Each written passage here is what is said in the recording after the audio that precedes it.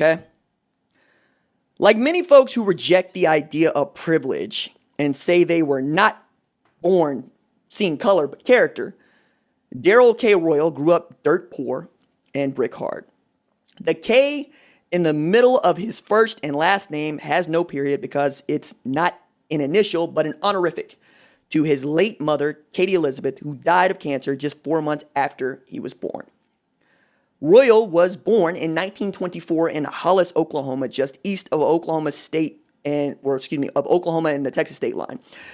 The house he was raised in could hardly be called such. Just off of U.S. Highway 62, his family owned a single Holstein cow, handful of chickens, and a garden to till at the height of the Dust Bowl era in a state that still felt like a territory. The streams filled with dirt and sand, the livestock was dying, the depression had set in. He and his family headed west to California, like the Jodes of old, with water jugs hanging off the side of his father's burly blue whippet. His father's name is also Burley.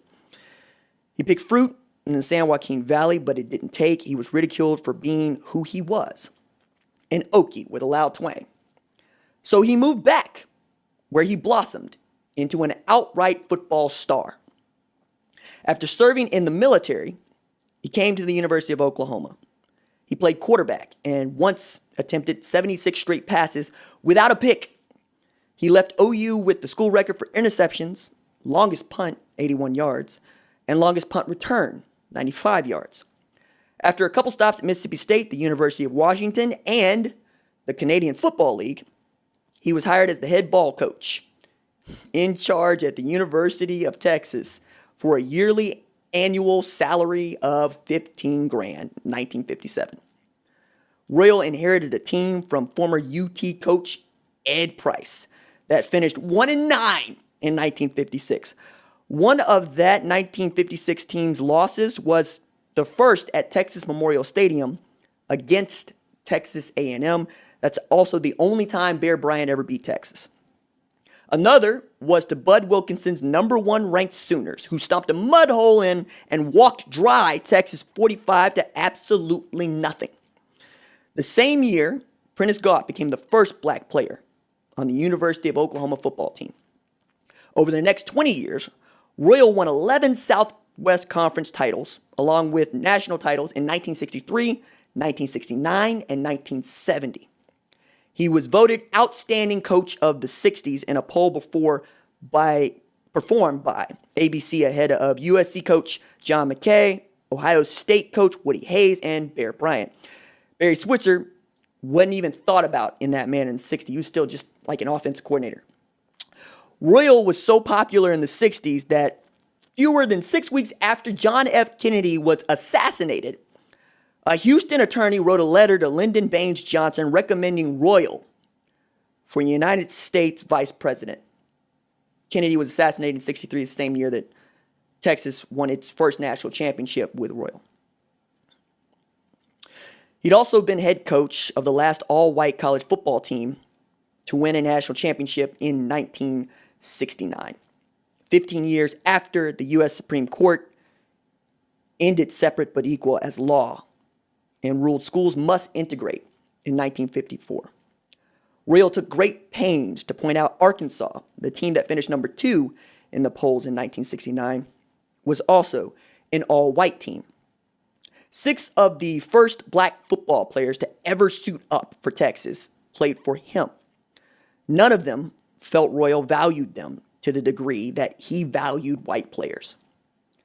Nothing out in the open, just their overall attitude, linebacker Fred Perry told the Associated Press about racist beliefs among UT coaches.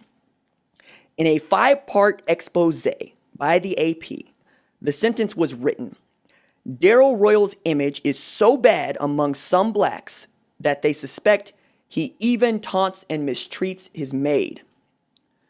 In his book, Meat on the Hoof, UT offensive lineman Gary Shaw, a white man, claimed that after hitting a tackling dummy in practice that Royal told him, "Shaw, if you keep playing like that, we might have to start treating you like a white man around here."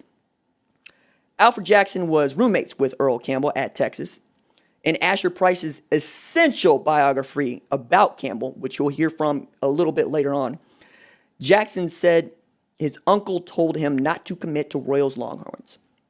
Don't go to the University of Texas. You're going to be discriminated against. And Darrell Royal doesn't like black players.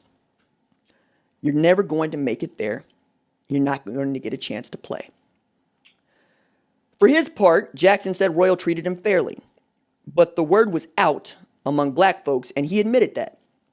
And the AP series, which to this day remains subject to questions of accuracy and did prove but one fact, none of Royal's black players who he'd signed off on being interviewed about race in football at UT came to him with their uneasiness and complaints. They did not feel comfortable voicing their displeasure to their coach for fear of retribution. And Royal could not understand how his powerful stature and public record on race and football directly worked against any idea of feeling as if they'd be treated fairly in their fears and concerns for their well-being and inclusivity in an environment created by him that felt hostile and exclusive to blacks in football and in campus. Even today, just 5% of UT's student body is black. According to the latest U.S. Census, 13% of America is black, and again, 6% are black males. The stories circulating black high school football programs had reached a volume where Royal admitted that they were hurting him in recruiting. Joe Green, as in Mean Joe Green, grew up in Temple, Texas, and attended Dunbar High, 65 miles from Austin, Texas, where the Longhorns play on the 40 acres.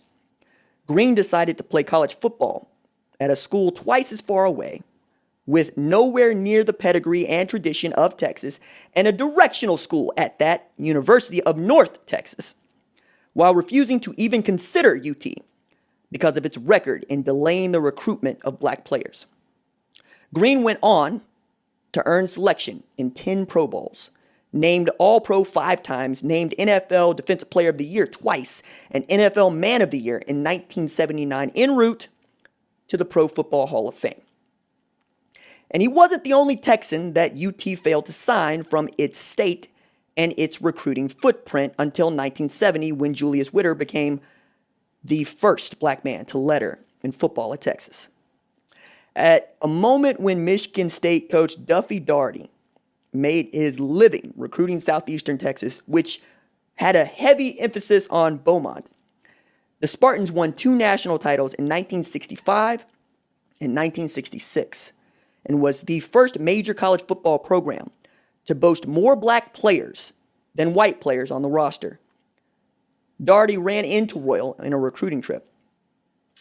In a story chronicled in Hook 'em Horns by Denny Freeman, Daugherty asked Royal, "Darrell, what are you doing in my neck of the woods?" "This has hurt me in recruiting," Royal said, "and has hurt me with straight friendship with blacks." Even Whittier, the first black letterman for Royal and Texas, lamented his time as a Longhorn and told the AP as much while he was still a player. He told the AP, "Black folks don't get chill bumps when the Eyes of Texas is played. Since when have you seen the orange or red, white, and blue doing us a favor?" Royal didn't get it. How can he say the orange has done nothing for him? He's been here on scholarship. He's been exposed. He's been getting an education, prepared himself where he can do something to contribute to his race. What has his country done for him? I wonder if he knows what other countries have done for blacks. After recruiting and failing to sign a black player in 1972, he tried and failed again in 1973. Then he struck oil with Earl Campbell in 1974. But the question of whether or not Royal was a racist or just too slow in integrating and the opposite of progressive is one I think he answered in a Harper's feature on race and Texas football the year he signed the first black player. Listen, I know black people think I'm racist, but what am I supposed to do? Run around denying it? That's incriminating in and of itself. Yeah, you should definitely run around denying that you're a racist. That's fine. We all expect it, and it's also just what you do. In 1973, he answered it again when he told writer Jimmy Banks, after building a relationship with President Johnson, where they spoke at length on racial equality, that I think I've always had basically a lot of compassion and feeling for the blacks. But it's like President Johnson told me. You know, I never had thought I was prejudiced, and I still don't believe I was. But I wasn't as concerned about their problems as I should have been. So that's what got me thinking. I hadn't done anything to hurt them, but neither had I done anything to help them. Any fair-minded person would say that the things had not been fair, and I knew they hadn't been fair. I knew blacks weren't being treated equally, and I knew they weren't being given an equal chance. But I really hadn't worried about it till then. That feeling came partly from spending a lot of time with President Johnson. If there's one thing he talked on during the time I was with him, more than anything else, it was the race situation. Equal opportunity, the deprived. This entered into our conversation a lot of the time when we were together. Mike Gundy is Ray and Judy's kid, the middle of their three. His heroes were Robin Yount, Dan Marino, Pete Rose, and Roger Staubach. And he wore number 12 as a player. But he told the Tulsa World that he didn't wear it for Staubach. He wore it for his dad. Mike first appeared in a big city newspaper, not for football, but for wrestling accomplishments in middle school. He didn't like wrestling, but his father wouldn't let him quit. When he was approaching 6th grade, Mike was in a slump while playing baseball. He threw his helmet in frustration. His dad had seen enough. He just walked in and grabbed me and told the coach we were going home. Just very calm, Mike told the world. Of course, now I am crying. He loaded me up and drove me all the way back to Midwest City, and he told me he would decide when I was ready to play again. And that was hard for me because I love to play. Mike won wrestling tournament after wrestling tournament as a kid. He and OSU wrestling coach John Smith, a legend in Del City, Stillwater, and the known damn galaxy, were contemporaries and friends. Mike won so many tournaments that his father scoffed at any finish that was not first place for his son. When he finished second once on the drive home from a tournament, Mike's father pulled over and tossed Mike's second place trophy in the ditch. And I'm not as hard on my kids as he was on me, Gundy told the world. Hopefully, about 3 generations from now, we'll get it balanced out. Decades later, you can hear how experiences like that one shaped Mike Gundy as a football coach. I think we live in a world where people are non-committal, he said in 2018. We allow liberalism to say, hey, I can really just do what I want and I don't have to be really tough and fight through it. You see that with young people because it's an option they're given. We weren't given that option when we were growing up. In the world today, there's a lot of entitlement. I'm a firm believer in the snowflake. In 1985, Gundy started at quarterback for the Midwest City Bombers and led them to their first state title in 25 years with a thrilling 40-36 victory against Muskogee.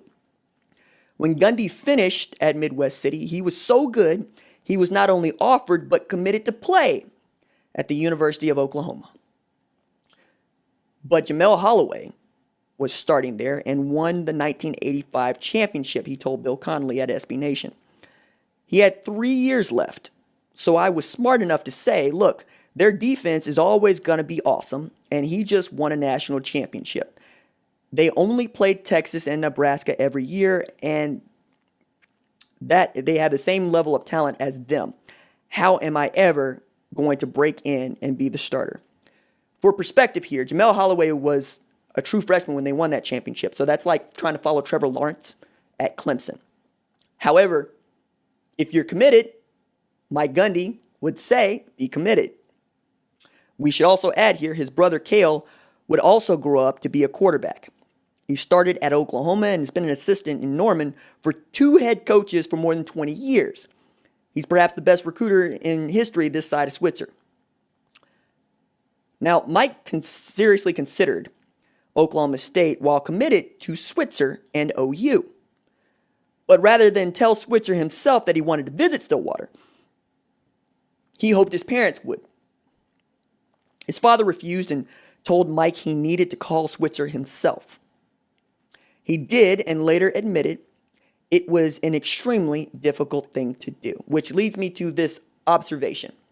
When a kid decommits from school, one of the things that he has to do is break the news to the person that recruited him and probably the head coach before he can. And many of these kids are pressured into 1, committing, and then 2, keeping that commitment. Even as many folks in the comments of this channel on Twitter and at large will drag the kids who are 17 and 18 who are right where Mike Gundy was once before. You'll remember at this time last year, Mike Gundy pulled an offer from a running back from the Colony in Texas because he took a visit to Texas Tech. Mike Gundy eventually signed with OSU, where he was in the same backfield as Barry Sanders and Thurman Thomas and throwing passes to Hartley Dykes. And he was cocksure. When the Pokes signed quarterback Kenny Ford in 1987, OSU coaches got under Gundy's skin by saying Ford could be better than him. Listen, Kenny Ford better be able to play defense because I'm just telling you this right now. He's got no chance to play quarterback here, Gundy said. The Pokes went 10-2 that season. He got the starting job at OSU as a true freshman in 1986 because Ronnie Williams kept giving the ball away. See Spencer Sanders? But the move wasn't met with absolute positivity from his teammates. Ronnie was black and I was white, and all the guys playing with him were black, Mike told the world. It wasn't a real racial issue, but I think in their mind, there was a little white dude that is 170 pounds, and Ronnie just quarterbacked us to the Gator Bowl. And why all of a sudden is there a change? Didn't bother me, but I think it probably crossed some of their minds. Gundy responded with a stretch of 138 consecutive passes without a pick. When he finished his career at OSU, he held the all-time Big 8 passing record. Not bad for a man who handed the ball to Barry Sanders 344 times in one season and 251 times to Thurman Thomas in another. But his lasting impact on OSU football has come as a head coach. Even more remarkable is from 1989 to 2000, Gundy was never a part of a winning team as a player or coach. In 16 years as head coach, though, Gundy has doubled his Bedlam tally to 2. That's 2 wins since 2003 for Oklahoma State, and Gundy got the job in 2005. It's not a lot. It's also 1 fewer than Lincoln Riley's total of 3. He's only been head coach at OU for 3 years. But consider where OSU has come from. From 1960 to 2005, OSU finished the season ranked in the AP Top 25 just 5 times. In 2011, with Gundy as head ball coach in charge, the Cowboys won their first Big 12 title, spanked Oklahoma and a demonic presence called Squinky, and was an Iowa State loss away from playing for a national title. 1 year later, Gundy became the winningest football coach in school history with 63 wins. Through 2019, he's lost just 64 games. In a town with just over 50,000 residents, Gundy, the late Boone Pickens, and OSU built a program that went from seeing crowds of about 36,000 to a stadium that holds more than the population of the town itself, 60,000 seats. He has coached 2 players to 3 Biletnikoff Awards and been a player or coach of nearly 30% of all games played by the Cowboys. He also has brought controversy to OSU's doorstep over and over again. As a matter of fact, he is the only FBS head coach in the state with a tab labeled controversies on his Wikipedia page.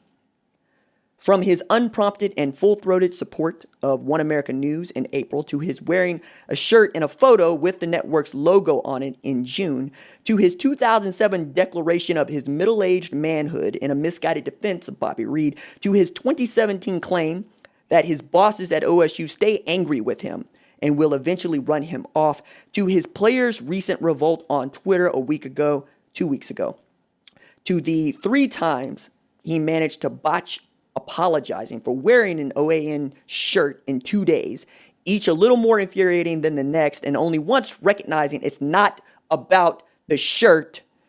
He's manufactured multiple embarrassing moments for the school and its alumni.